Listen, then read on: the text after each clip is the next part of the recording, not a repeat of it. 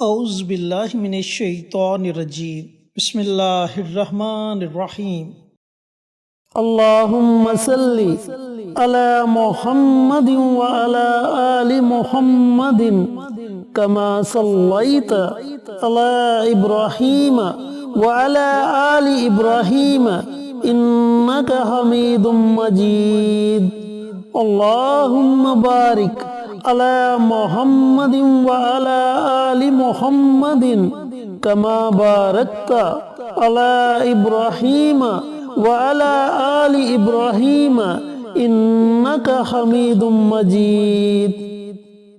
Asif Islamic T V کے پیارے دوستو، السلام علیکم ورحمۃ اللہ وبرکاتہ۔ دوستو، ربیع الاول کا مبارک مہینہ شروع ہونے والا ہے، جو کہ مسلمانوں کے لیے بڑا خوشی کا مہینہ ہے، کیونکہ اس مہینے ہمارے اور آپ کے پیارے آقا سرور کائنات حضرت محمد مصطفیٰ صلی اللہ علیہ وآلہ وسلم اس دنیا میں تشریف لائے۔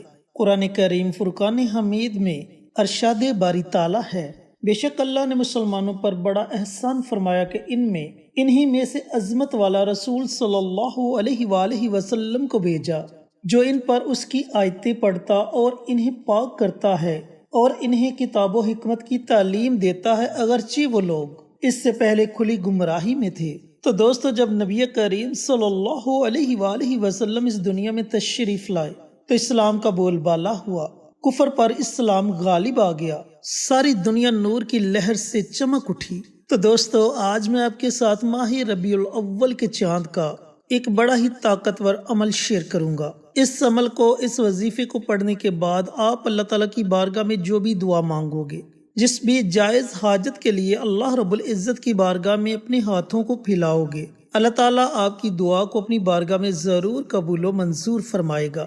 چینل پر نئے آنے والے تمام دوستوں سے گزارش ہے کہ چینل کو سبسکرائب کر کے ساتھ گھنٹی کے بٹن کو دبا کر آل نوٹیفیکیشن پر کلک کر دے، تاکہ میری ہر نئی آنے والی ویڈیوز کی اپڈیٹ آپ تک بروقت پہنچتی رہے۔ جزاک اللہ۔ تو دوستو، بھائیوں اور بہنوں، ماہ ربیع الاول کا چاند دیکھ کر آپ نے کون سا وظیفہ پڑھنا ہے، کس طریقے سے پڑھنا ہے، پڑھنے کا طریقہ کار اچھی طرح سن لیں اور سمجھ لیں۔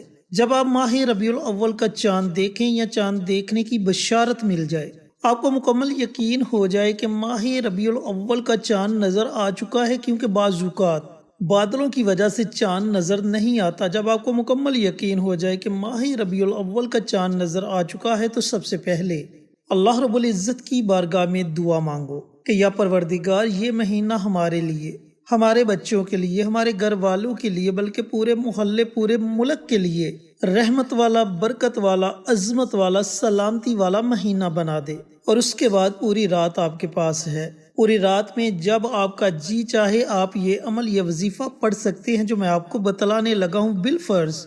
اگر آپ رات کو یہ عمل نہ کر سکے تو پھر یکم ربیع الاول کے دن پورا دن آپ کے پاس ہے، پورے دن میں جب آپ کا جی چاہے آپ یہ عمل، یہ وظیفہ پڑھ سکتے ہیں۔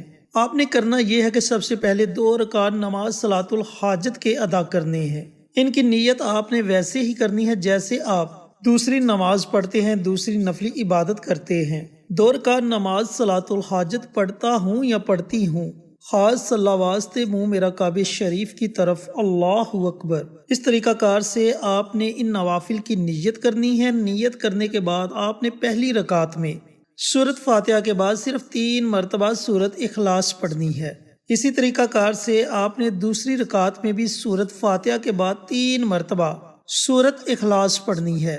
پھر سلام پھیرنے کے بعد آپ نے اسی جگہ بیٹھے رہنا ہے اور آپ نے 21 مرتبہ سورۃ فاتحہ کی تلاوت کرنی ہے۔ اس کے شروع میں ہی آپ نے بسم اللہ پڑھنی ہے، اس کے بعد آپ بنا بسم اللہ کے 21 مرتبہ سورۃ فاتحہ کو پڑھ سکتے ہیں۔ اب جب آپ 21 مرتبہ سورۃ فاتحہ پڑھ لیں تو اس کے بعد آپ نے ایک تسبیح یعنی کہ 100 مرتبہ وہ عمل پڑھنا ہے جو اللہ رب العزت کو سب سے زیادہ پسند ہے۔ دوستو، وہ عمل ہے استغفار کا عمل۔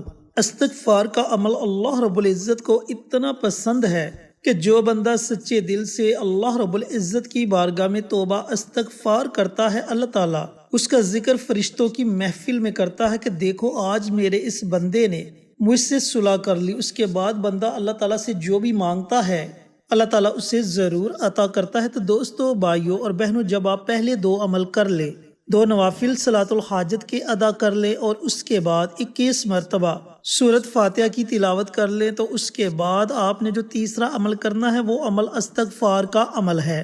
آپ نے کم از کم 100 مرتبہ استغفار کی دعا پڑھنی ہے۔ دوستو، اب استغفار کی بہت سی دعائیں ہیں اور میں اپنی بہت سی ویڈیوز میں آپ کے ساتھ شیئر کر چکا ہوں۔ اگر آپ کو استغفار کی دعا آتی ہے تو بہت اچھی بات ہے، اور اگر آپ کو استغفار کی کوئی بھی دعا نہیں آتی تو آپ صرف اتنا پڑھ لیں، استغفر اللہ استغفر اللہ استغفر اللہ۔ یہ 3 عمل ہیں جنہیں آپ نے ماہ ربیع الاول کا چاند دیکھ کر رات کو پڑھنا ہے۔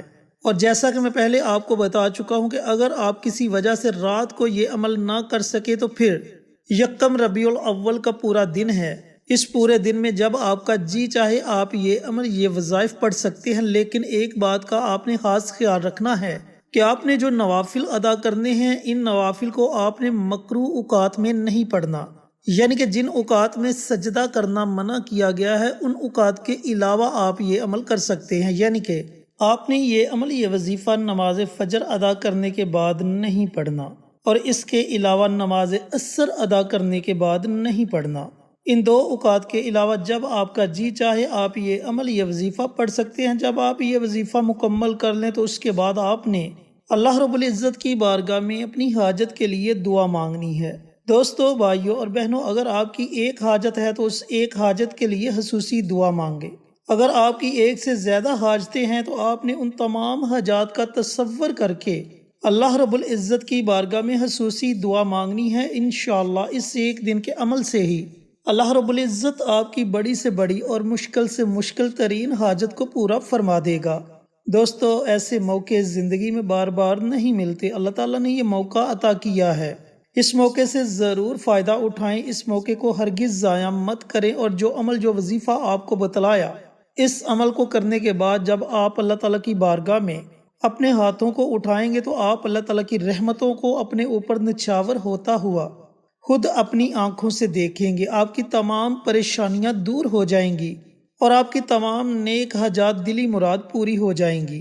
دوستو، اس عمل کو ضرور کریں اور اس سے ضرور فائدہ اٹھائیں۔ اللہ تعالیٰ سے دعا گو ہوں کہ اللہ پاک ماہ ربیع الاول کا چاند دیکھ کر یہ مبارک عمل، یہ مبارک وظیفہ مجھے بھی، میرے تمام بھائیوں کو، میری تمام بہنوں کو پڑھنے کی توفیق عطا فرمائے اور صدقہ جاریہ سمجھ کر دوسروں کے ساتھ شیئر کرنے کی توفیق عطا فرمائے، تاکہ آپ کے ساتھ ساتھ دوسرے لوگوں کا بھی فائدہ ہو سکے۔